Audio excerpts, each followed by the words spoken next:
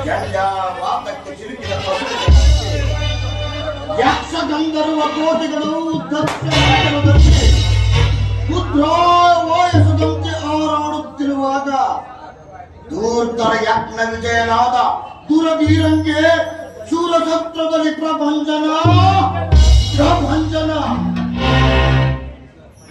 ಭಯಂಕರವಾದ ಕಾರ್ಮುಗಿನ ಗರ್ಜನೆಯಂತೆ ಮೊರದೇಳಿಸುತ್ತಿರುವ ಈ ಭಯಂಕರ ದುರಧೀರನಾದ ದಕ್ಷೇಂದ್ರನಿಗೆ ಶೂರಸತ್ರದಲ್ಲಿ ಪ್ರಭಂಜನ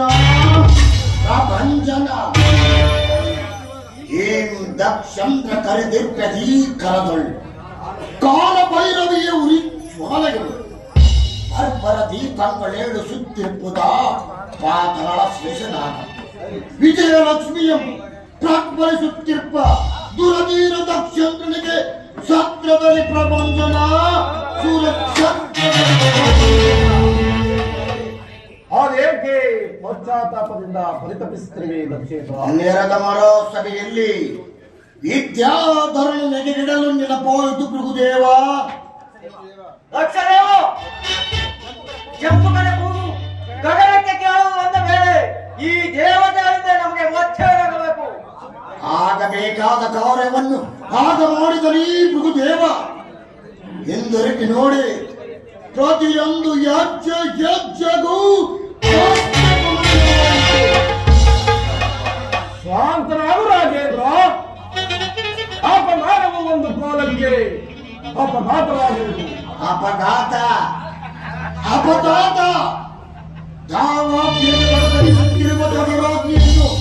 ನಂದಿಸುವ ಸ್ಥಳವಿಲ್ಲ ಈ ಬ್ರಹ್ಮಾಂಡದಲ್ಲಿ.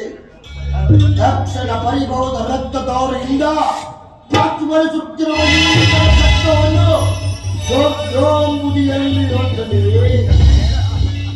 ಜಲನಿಧಿಯು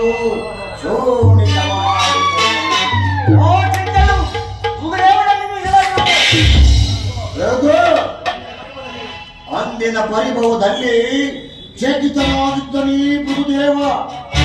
ಆತ್ಮಹತ್ಯದ ಅಪಮಾನದಿಂದ ತೇಲಾಡುತ್ತಿದ್ದ ದಕ್ಷಿಣ ವೀರ ರಸವು ನಿಸ್ಸಾರವಾಯಿತು. ನಿಸ್ಸಾರ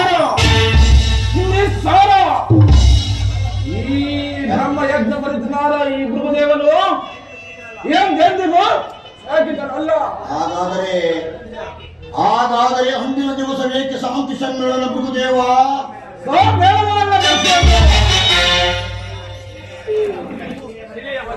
ಸೀಲೆಯ ಮರೆಯಲ್ಲಿ ಅಡಗಿರುವ ಆ ಗುರಿಸಾಲೆಯಂತೆ ಮರೆಯಾಗಿದ್ದ ಕೋಪಾಂತೆಯು ದಕ್ಷ ಯಜ್ಞದಲ್ಲಿ ನಿಂತಿನ ನಾಲಿಗೆಯಂತೆ ಹತ್ತುವುದು.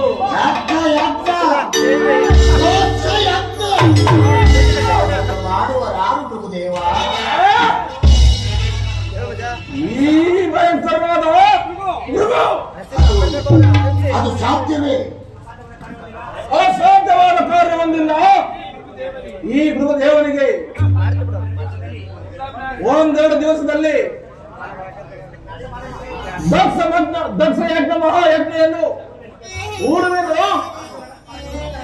ಪರಶಿವನ ರಕ್ತರಸದಿಂದ